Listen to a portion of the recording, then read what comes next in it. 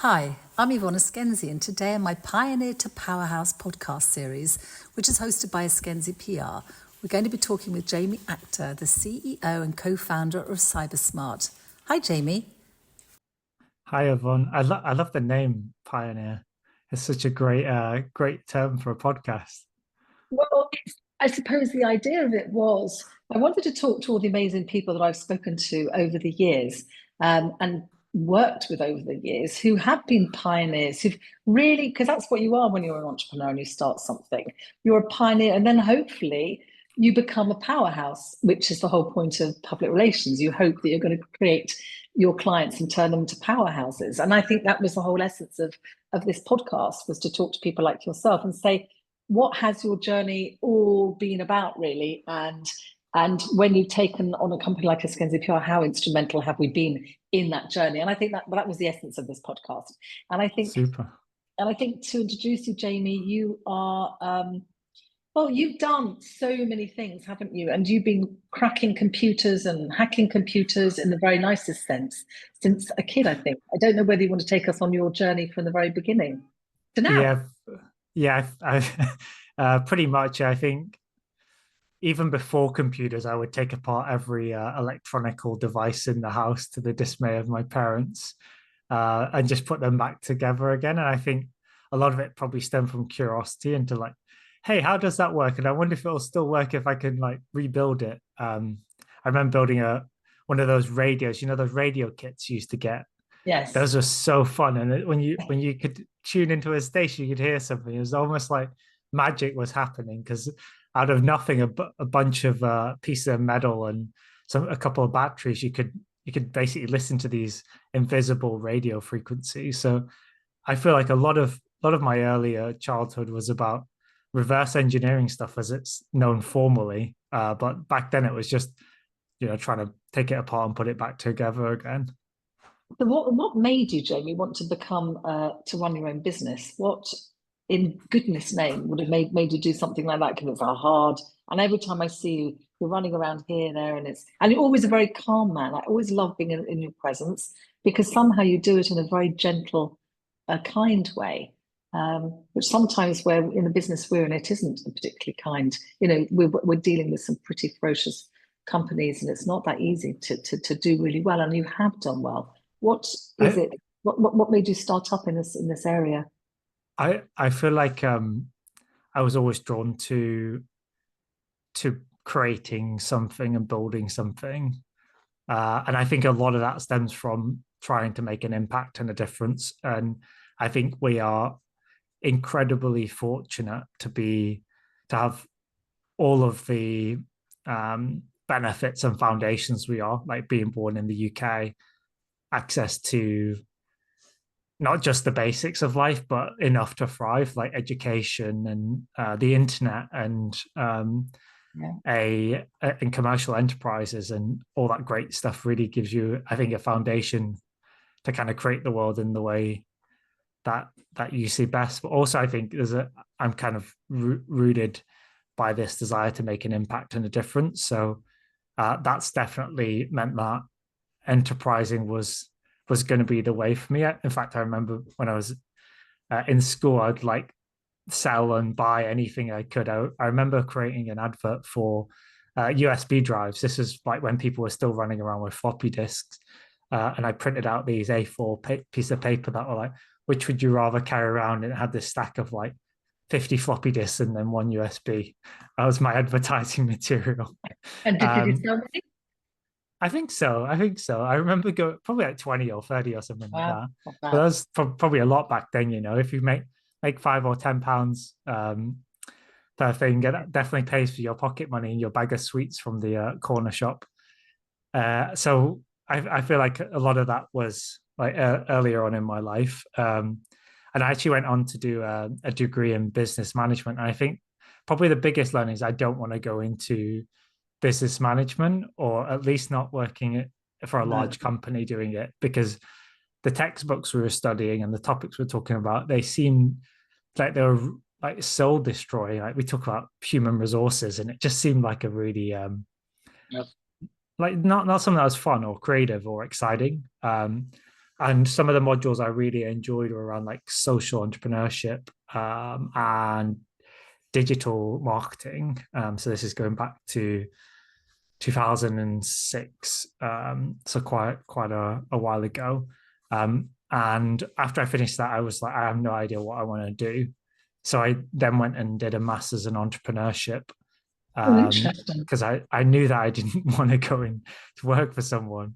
And then I finished the master's. I was like, okay, but I still need to get some real life experience. So I went to, I think I applied for 100 jobs in 2009 and got nowhere. I mean, it's like financial crisis, right? So Did you say um, 100 jobs? You applied for 100 jobs?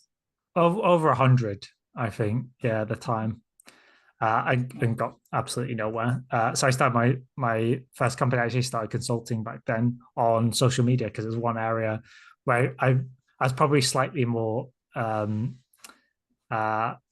than the people I was speaking to. And I was like, hey, I can help you with that. And this is like when companies were just getting on like Facebook and Twitter and early days of digital, like beyond a website. So started that. That evolved into digital agency. So we did like everything you can imagine: PR, digital PR, not the good stuff that you do over at Eskenzie. A lot of SEO, online advertising. A lot of what we did was around experiences, trying to build good experiences to bring brands to life. That evolved into a full service digital agency doing software development in the I UK, didn't the know US, and that. Asia. Oh yeah, this is like the Oh, backstory. Yes, the wow. backstory. Oh, my God. Um, but basically, I did that for like about 6 or 7 years or so, which was, I think, an incredible experience. Got to work with a lot of cool companies, great people. But I kind of always had in me this desire to do something that was more impactful. I mean, you do a brand campaign and it's great, it's good for the client. And I'm sure some of the work you do with early stage startups is that kind of great energy. But then at a certain point, I was like, I'm not really building something that's going to transform the world. And one area, again, kind of coming full circle back to my earlier days, was I was fascinated by cybersecurity, an area where I think we're never really on top of this field, and it always continues to evolve. And as as individuals, as nations, collectively, we are not winning this battle against nation states and criminals. In fact, we're losing more and more every year. And so that was an area I was really fascinated by, and and that kind of evolved into helping companies to get and stay secure. And then you start to realize the inefficiencies and the challenges in that space, in that a lot of what you do is around education and awareness, and it's not necessarily trying to detect and prevent 0 days. There's only a very small percentage of companies that are subject to highly sophisticated, highly targeted attacks, and actually the vast majority of companies fall victim to these spray and pray type commoditized cyber attacks. And that's where we realized we really want to focus. I'm sure you're going to ask it anyway, but so I'll tell you about it. And that's where the genesis of CyberSmart came from, which is, what if we could take all this stuff we're doing that seems like a lot of people could benefit from, package it up in a way that SMEs could really benefit from. And that was the genesis of the company. And you've really remained within the SME space, haven't you? That's your sweet spot. Yes, it is indeed. I think it's the area that is the most underserved in the whole space. Totally. Totally. And I think it's an area that is desperately in need of more support, more guidance, more technology. And that comes in many forms. It's government, it's legislation, it's expertise, and it's vendors. And I think it's an area that has been traditionally extremely hard to serve, um, primarily down to unit economics, like the cost to acquire and serve those types of businesses, as well as the educational. It's much easier to sell a sophisticated cybersecurity product to a CISO that understands Yeah. exactly what they're buying, why they're buying it, what the competitive landscape is, to go to a business that is maybe not investing anything in cybersecurity. So, hey, this is probably something that should be on your radar. Yeah. Here's why. Here's why CyberSmart should be the company to help you do that, and here's why you should do it now. I think trying to convey that to a lot of businesses is a real challenge, and that's why I think that part of the market is chronically underserved. So you've had to work pretty hard, haven't you, to get in front of that market? Because as you said, it's most of the companies in the UK and beyond are SMEs. And so how was I mean, obviously you had to you raised two rounds, haven't you, of Oh, certain way amount. more than that. Way Oh, more. sorry, not sorry, you're right. How many rounds? Tell us, Jamie. So many. Oh, really? I mean, we did like first our first ever invest was Seed Camp back in 2017. Yeah. And then we did quite a few angel rounds, a seed round, Series A, and a Series B last year. So yeah, lots of funding, primarily from venture capital and angels. So PR really is very, very important in trying to get in front of all the people you're trying to raise money. How do you think that PR has actually influenced the investors out there? I think for investors, it's always going to be a test they do is like Google you and figure out what's there about you. I think what a lot of investors, especially in venture capital, are looking for are companies that can lead their space. So I think I know that the title is pioneered powerhouse. I kind of see it as, although it's not got the alliteration in, I think I always thought about PR as a form of thought leadership for us, as a way of really establishing our voice in the space and raising the profile of SMEs and the importance of helping that part of the sector. I think if you can establish yourself like that, it really helps to tell your story to a Mhm. potential investor about how you can 100x this business or create a new category. So I think it's very important for us. It's even more important, I think, for educating and reaching the market. Nowadays, we primarily work through our network of channel partners. So these are managed service providers, IT resellers, hundreds and hundreds of them across the UK primarily today. And so reaching them and helping to educate and inform them, as well as the customers they're working with, I think has been the most critical part of us spreading our message out there. Because you at a very early stage, Jamie, took on PR, didn't you? At the very, I think we've been working with you. Well, you tell me how many years. It's many, many years, isn't it? Probably five. Probably about 5, yeah, about 5, and we're coming up to seven years old. So yeah, quite early. I think we were maybe like 14 people or less back then. And how many people have you got now? About 65 now. 65. That's pretty cool, isn't it? So, because I always think that's quite incredible. I remember when Neil was talking to you, you were in this little company and you didn't have any money, but you were really still adamant that PR was something you wanted to take on. Um, and a lot of companies never think about it. And in actual fact, when things get tough, people kind of throw PR out the window. But for you, do you think it's been fundamental in the success that you have had so much success from so far? I, I think it's been a key part of our overall strategy, and I think it's really important to include these elements too. It was our director of marketing that said to me, I think it was Friday, and repeated something that she said a few months ago as well, which is I don't know the exact figure, so maybe you can fact check me, but something like only 6% of buyers are in the market at any point in time for your product or service or offering. So actually, 94% of the time, people are not actively looking for what you do. And it really comes down to the power of brand and awareness and being present and available and visible for when your customers are not actively looking for a solution. It's like they know who to call. And I think in the world of SME cyber, that's very, very important, because you don't have these necessarily these buying cycles where people are coming up to a renewal and they're going to review their security stack. You're really just making yourself available, educating your customers for when the time that they need you. It might be because they're going through a transformation of their own. They might be go through some merger and acquisition type activity. They might have had an incident. They might have a big customer they're about to land and they have to go through a whole load of paperwork. And it's those times when you need people to remember who you are, why you exist, and how you can help them.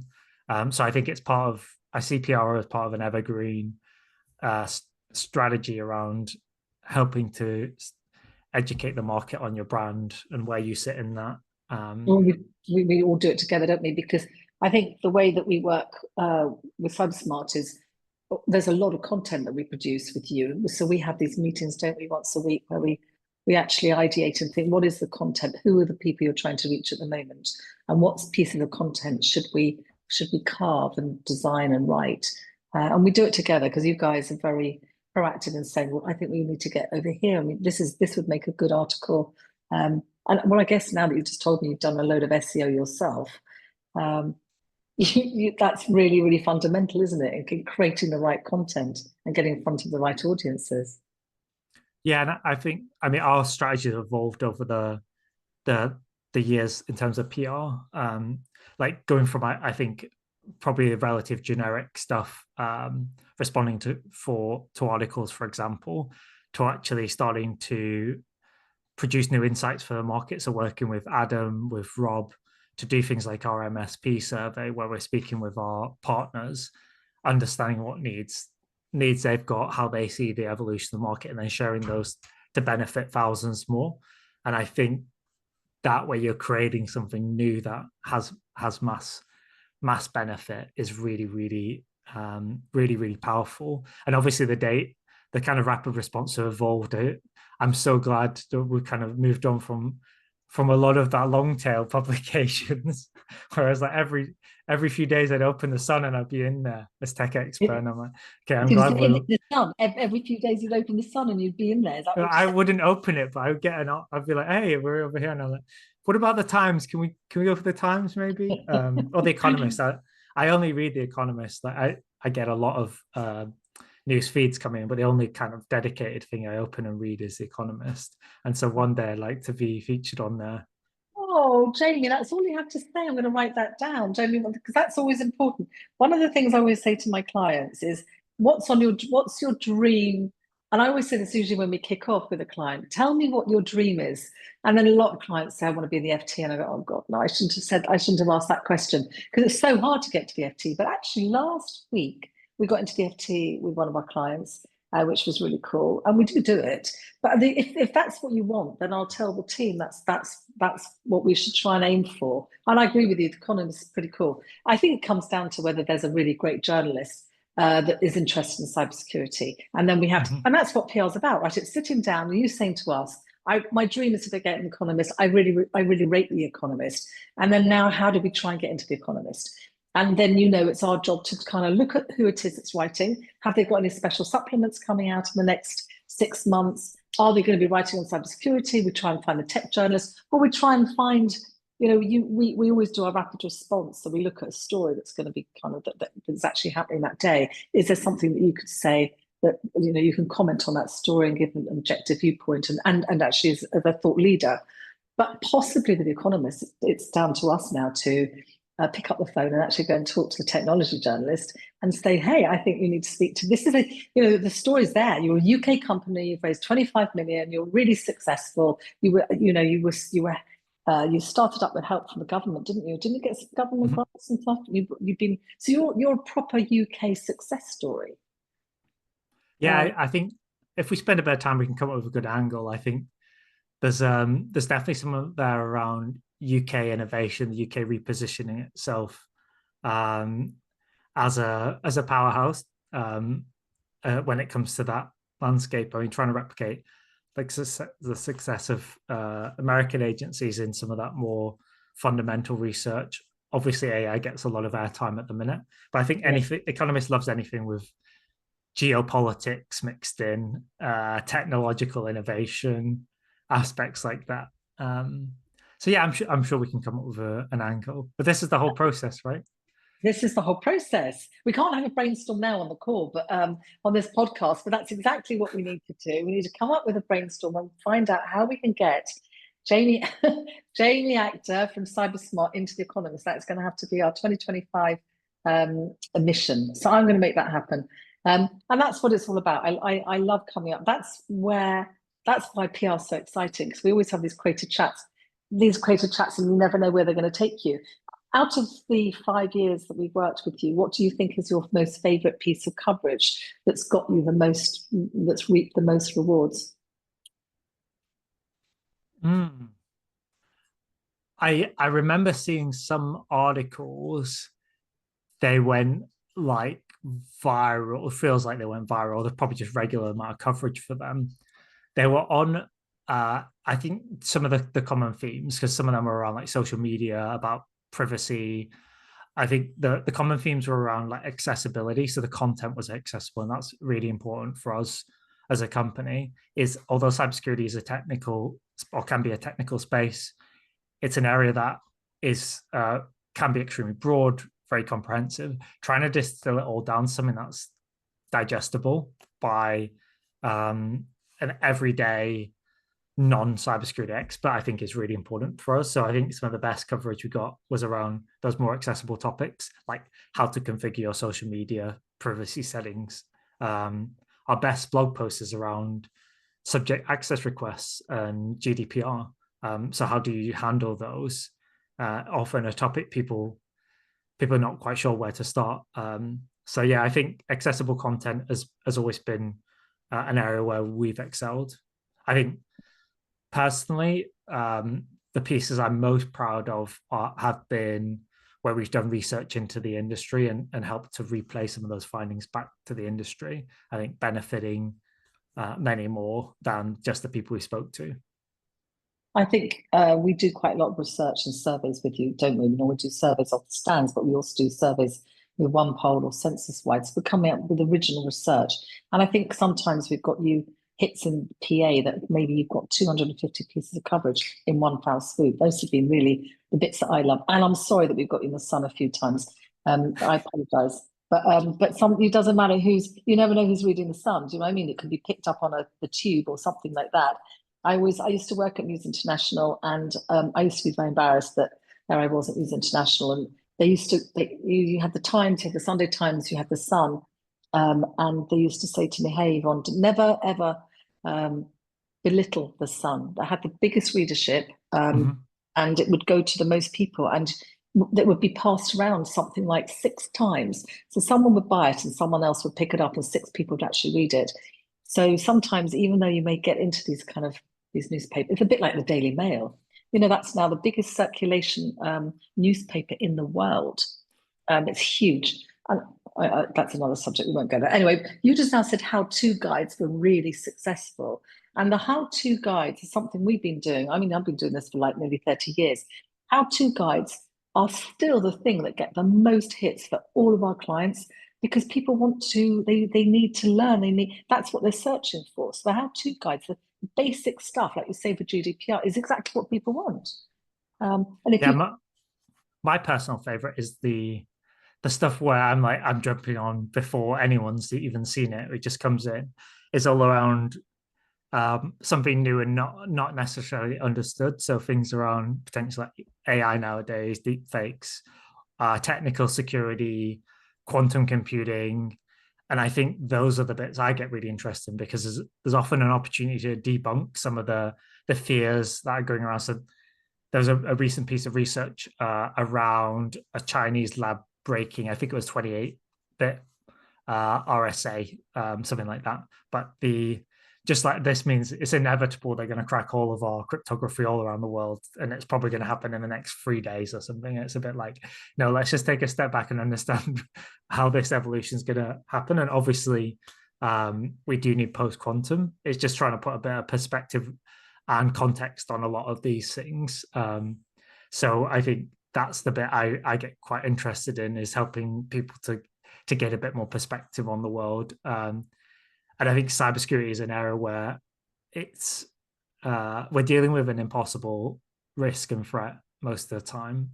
It's not physical and present, and therefore I think information is a really powerful part of the armory for businesses, for individuals. We need to be informed about what we should and shouldn't do, what is a risk and what isn't a risk, what's an acceptable risk and what isn't. There's either that or you live in a foil cage and have zero electronics, right? So if you want to be digitally connected, as most of us do, I think it's helping people to make the right decisions, the right choices. And I think that's something I'm quite passionate about. That's why I like having people like you around me that can make me feel actually calm and rebalanced. And when I'm kind of freaking out, go, is that really going to happen? You go, no, let's have a sensible conversation here. And that's, I think, you're very discerning and educated in all of that area. And a great guy to go and talk to when you are trying to find some more information out. So before we wrap up, Jamie, what is the one piece of advice you give to business leaders who might be debating whether to invest in PR? I'd come back to what I touched on earlier around it being part of your overall strategy. It's a piece in your puzzle when it comes to educating the market, informing your buyers, your stakeholders, uh, and your customers too. I think all these play a crucial role. I think maintaining a baseline of PR is essential for any company that wants to make an impact in the world. And by that I mean getting coverage, responding to those articles, producing some research. This gives you content to talk about with your prospects, with your customers. It keeps you relevant and front of mind with those people. You don't want to be the company that has not updated your website in 6 years, as the last article they could find about you when they search is like from 2005, talking about when you started your company or something like that. So all this is important to maintain at least the baseline. And beyond that, I think try and educate the broader landscape and market on what your company does, why it's different, and try and be a thought leader in the space. I think we can never be short of true thought leaders that are trying to bring value to the space, regardless of whether it's cybersecurity or any other part of tech. Areas like AI right now would massively benefit from genuine, authentic content, just Yeah. helping the world to navigate. What does this mean? Is it really existential? Is it really going to shift our employment landscape in the next few years? Probably not. So let's just contextualize it and make it real. What jobs could be impacted, and actually what's the role that it can play in helping us to co-create and be more effective and efficient in our current roles? Because as much as new tech can disrupt, it can also empower, and it can also help open up doors that were never there before. So I know this isn't about cybersecurity. I think there's a role that we can play around that, because right now a lot of the content you see and hear is about how disruptive and how game changing and how much is going to change. I actually think the interesting thing we should be talking about is how little is going to change, but just make us more effective and more efficient in the way we go about our current ways of working. And I think there's massive benefits to be had there too. So there's our next article, Jamie, that Skenzi needs to write with you. That's how's AI going to impact people's jobs, how little will actually change, and equally how will cybersecurity be impacted by it. So that would be, I think, a really interesting article to do, debunking the fears. So I think I'll get Con on to that one, and he can talk to you about that as well. That sounds good. I'm not the subject matter expert on AI though. I'll do the cyber bits. I'm sure someone at CyberSmart can come up with something really good. We can interview on that subject. It's a good to talk about anyway. So what does the future hold for CyberSmart in the next, tell me what your vision is. For the company, I'd love to reach millions of businesses and help them solve this problem, because that's why we set out what we set out to do. And we've only just touched the surface. I think about 0.5% away through where we'd like to be. How many how many clients do you think you've got? Over 5,000. Over 5, that's pretty damn good. 0.5% towards 1 million. So still got quite a lot of work to do. And that's just, I think, our first big milestone. I think that'd be very, very impactful. Wow. Okay. That is a huge ambition. That is why you are not only just a pioneer, but also a powerhouse. That is a huge goal to reach, to try and get a million customers. Listen, Jamie, we watched you. We're part of that journey, and we love working with you. And you have been true to PR from the very beginning. And it's something I feel we're very much a team. We feel very much part of CyberSmart, as you know. It's one big family. I think we all work together very closely. And I hope that we continue to do that in the future as well. So Thank you very, very much. Is there anything else you want to kind of just finish on, really, to tell anybody about this whole subject? Otherwise, I'll let you go back to trying to get to that million target. I'd probably just leave with, I guess, some of the things that I'm reflecting on right now. And it's that time of year, like coming up to the end of the year, the start of the new year, and you kind of look back and you reflect, what did I achieve? Did I achieve enough? What should we set out to do next year? For me, I think there's quite a few interesting macro changes happening in the environment, especially around cyber and especially around SMEs. We've obviously got huge shifts in geopolitical, whether that's Russia, China, the US, including leadership and conflicts across the world.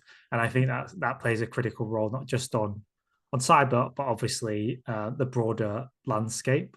And I think that's something that's going to significantly affect a lot of businesses in this space. The other trend I think is quite significant and going to underscore a lot of where we spend our time and effort is around regulation, because I think this really does drive a lot of the behavioral shifts, whether it's mandates. We're seeing things like the new Network Information Systems Directive, or NIS, that was baked into EU law last month and will be enforced probably over the course of the next year. Funnily enough, that was NIS 1 was announced on the same day as GDPR, but didn't get the same kind of press coverage as GDPR. And primarily because it only affected critical national infrastructure. It still does, but the scope's expanded. So I think that's a really interesting space we're looking at too. And I think what I'd say that the straw that is going to break the camel's back is going to be the rise in cybercrime.